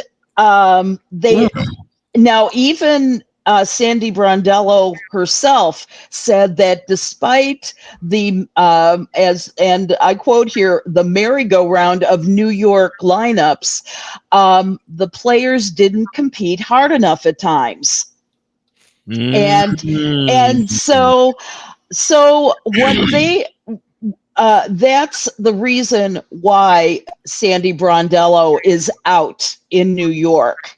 Now, there's been some suggestions as to the coaches who might, and I say might with a very big M.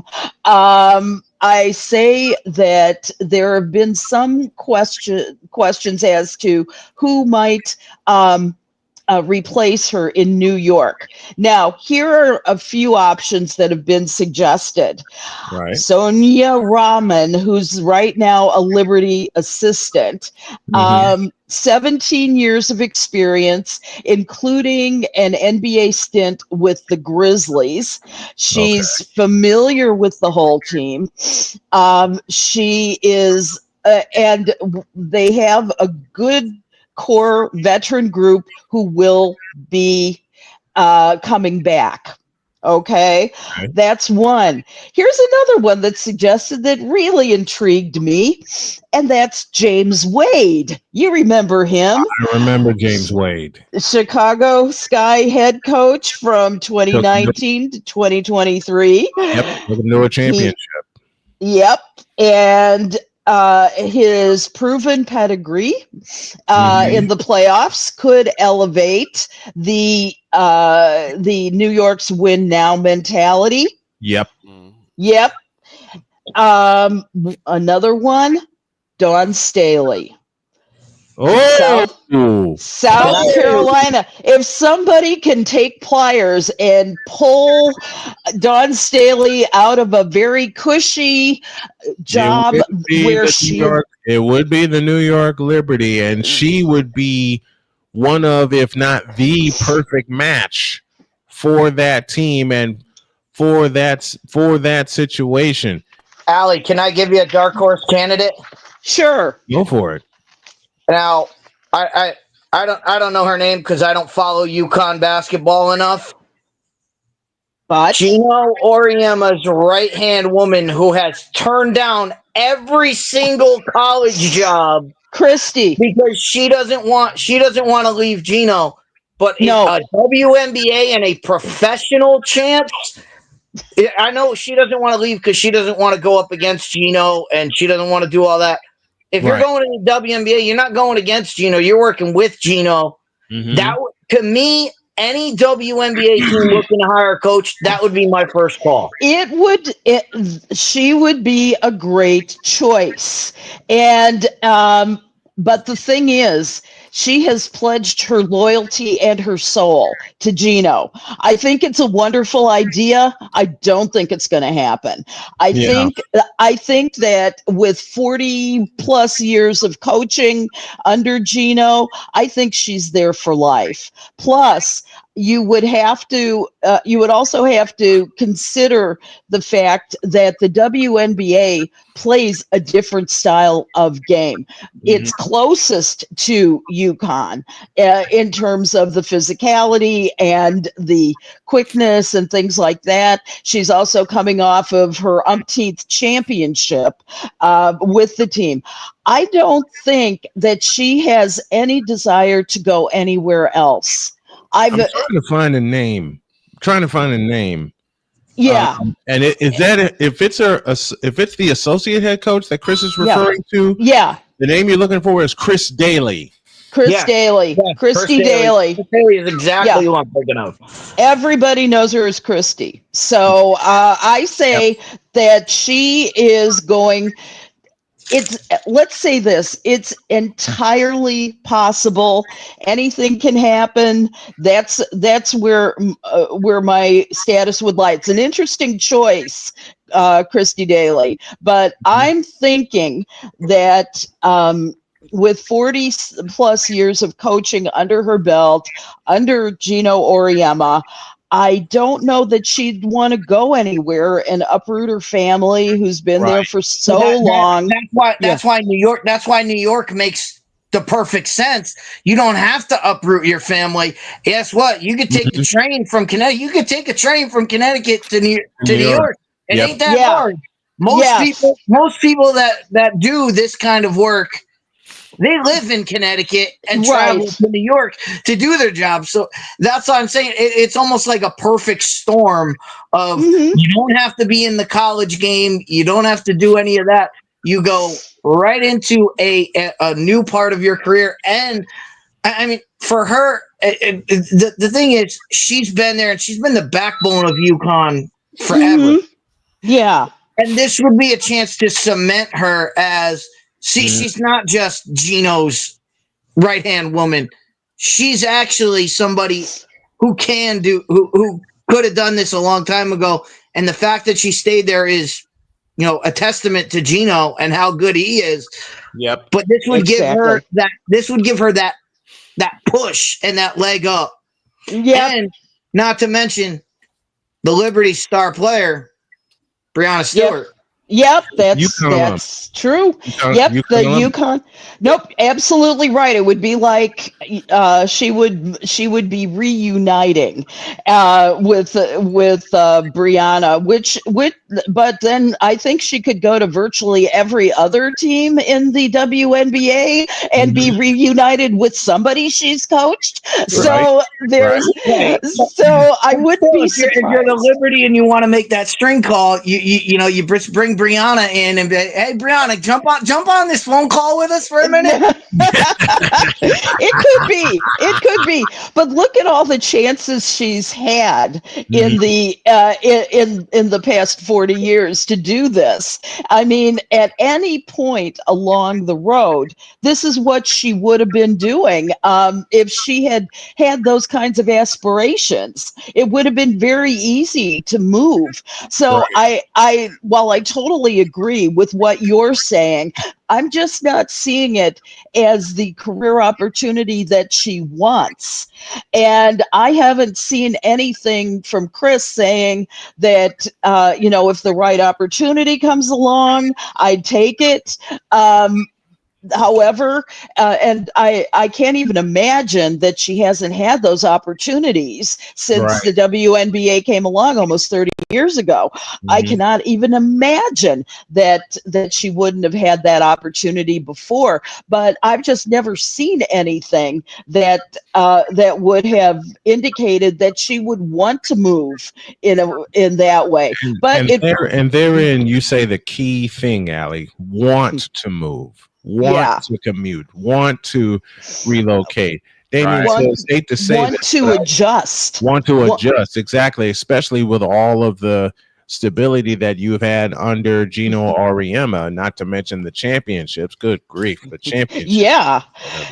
I mean, why would you leave a place where you are so indentured, where you are so within your comfort zone, and you can build players to go on and do great things in the WNBA. You've got a ticket for life to any WNBA game you want to go to. You can certainly call your players and say, "Hey, I saw you do this or that," and I just don't see it as a viable option. But hey, anything can happen in the W. So as far as I'm concerned, I had one more name as well. How about Miss Spoon? Teresa Weatherspoon. I mean, she's a living legend in New York. She is a Hall of Famer. She has player relations expertise, and she has been not only that, but she did an excellent job with the Unrivaled League last season. And to my mind, she would be like, hometown royalty. This would be a perfect fit and a great big up yours to the Chicago sky. Wouldn't it? Oof. Let me talk about this comment. The only problem with that, Allie, the only problem with that is that she is a Liberty icon. Yes. And once you put her in there, you can't get rid of her. No.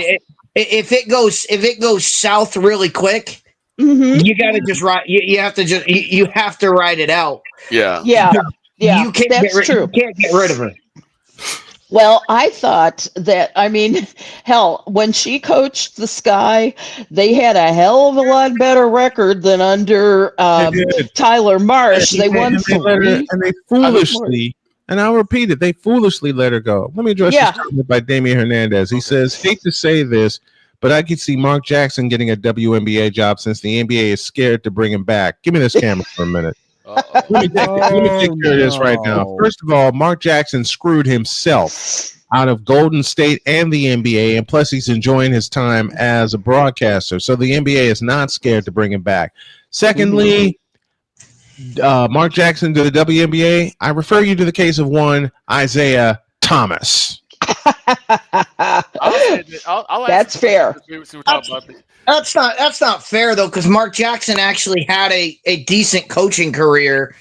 He had a decent career going. Isaiah Thomas never had a decent coaching career. But at the same time, I mean, my point remains that Mark screwed himself out of other jobs. Here's my thought. Yes, he did. But you know who would love that pick?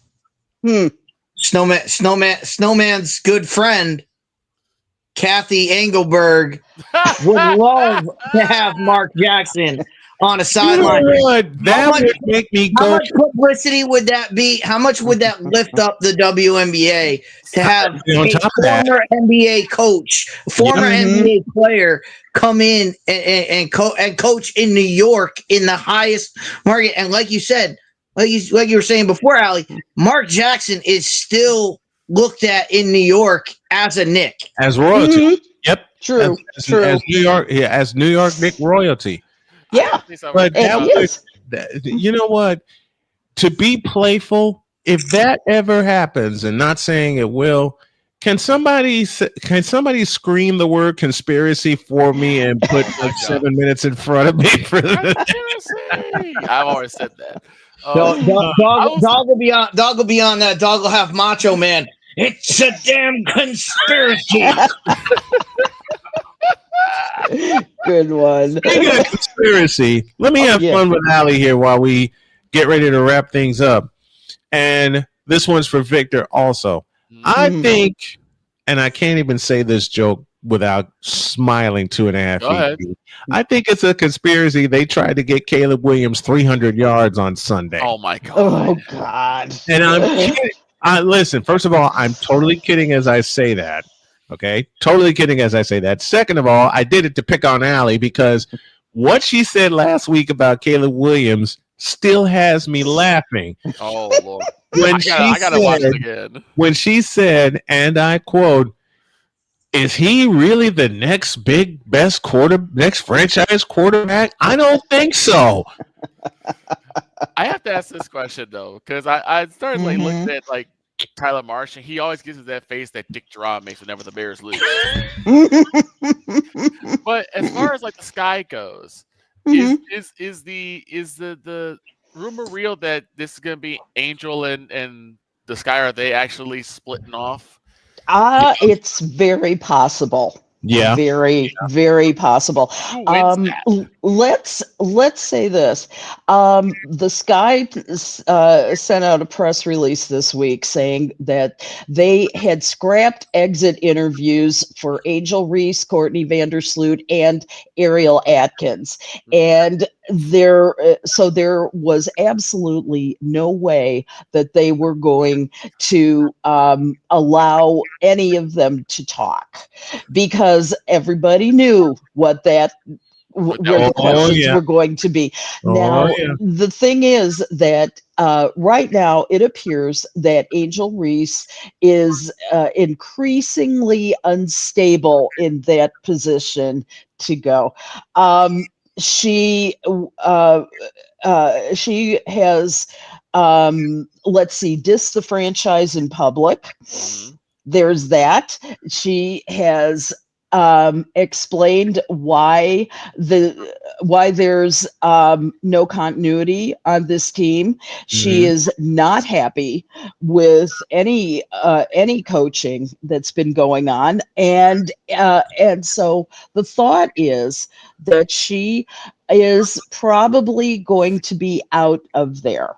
That's my guess. She's had disciplinary action.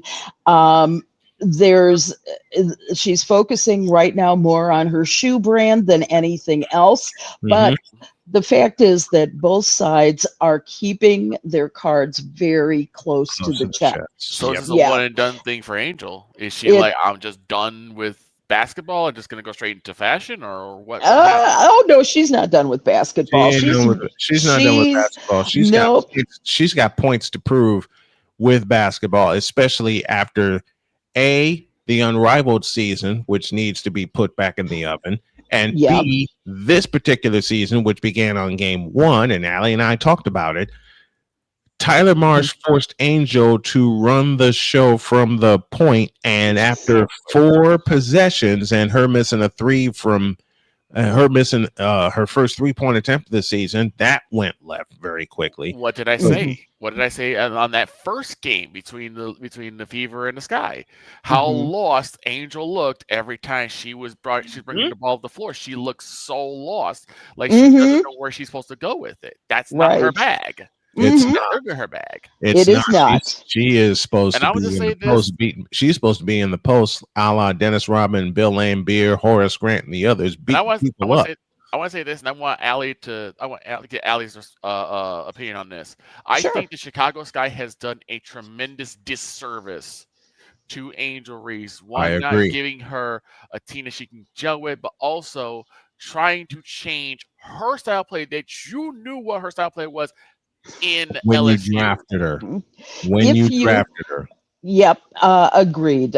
It was the difference between, say, Joe Montana coming into the 49ers. Yes. And, the Bill Walsh, God rest his soul, actually built the team around Joe Montana's strengths. And the thing was that did not that when you ask a star player to go out of their comfort zone and shine right away, I think that was overestimating what Angel Reese could do to the franchise or for the franchise. And I think that if you have a situation, if she can find a situation, say, either through a new situation completely, or God damn it, changing the coach of the Chicago Sky.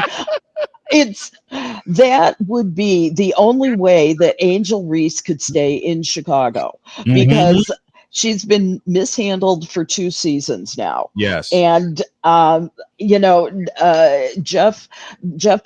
Paglioccia said that Tyler Marsh is our guy, and that Angel Reese was with the franchise for now. I say that, I would much rather lose Tyler Marsh than I would Angel Reese. And or Camila Cardoso for that matter, because they look so lost. They both look so lost. Imagine Camila and Angel Reese under James Wade. Yes. Now that would be a good matchup.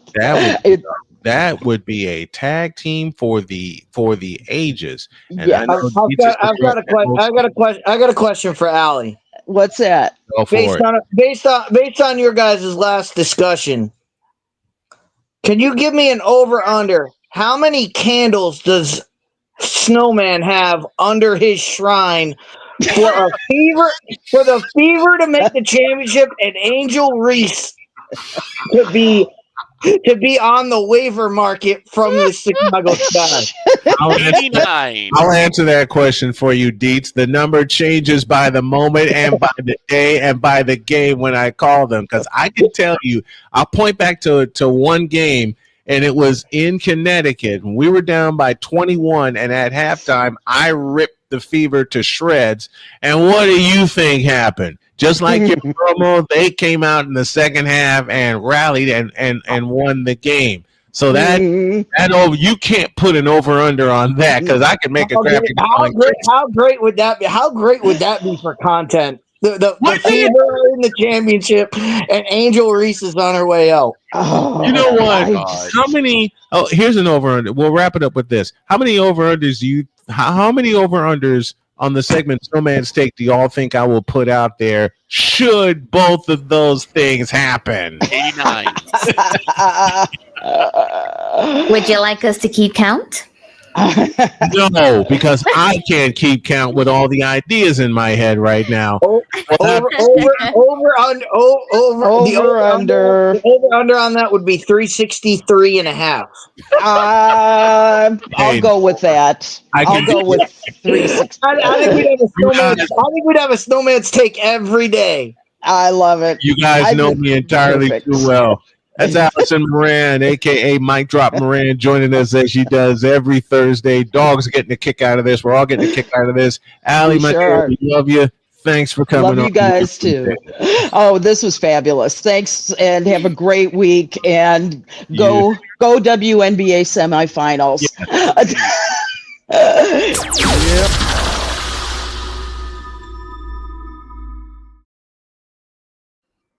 Only 363 and a half.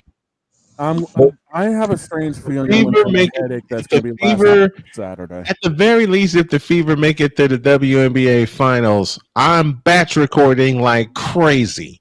I'll leave it there. Something just popped in my head. Yes. What? Now, what? The WNBA finals are 5 games, right? 7. 7 games. Imagine this. Imagine this scenario. It comes down the Fever. It comes down to Game 7. Mm-hmm. The Fever need 1 shot. They're down by a basket. Yes. They got the ball at half court. Mm-hmm. And off the bench walks a hobbling Caitlin Clark. And she take the ball and buries it. Hangs home the winner. You know what? A la Kurt Gibson in the 1988 World Series. Oh my gosh! Don't tempt fate like that. We gotta get out of here. And you know what, Deets? You'd be one of the first people I'd be dragging on camera with me for that, because you put that idea in my head. Absolutely awesome. All I gotta say is, God help me tomorrow. Have a great day. God bless. Remember to make your next move your best move. And always remember, if your dreams don't scare you, they're simply not big enough. Dream big, do bigger. We hope you all are too. And the dog is going to get it tomorrow. Out. Damn it.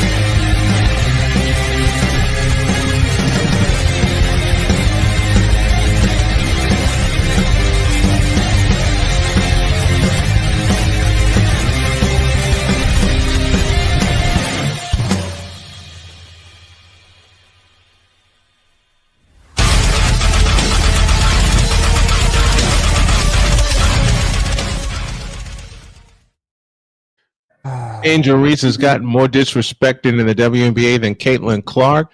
Damian, you are just as silly as any Bear fan I know, thinking Caitlin Williams will throw for 4,000 yards this season. Out.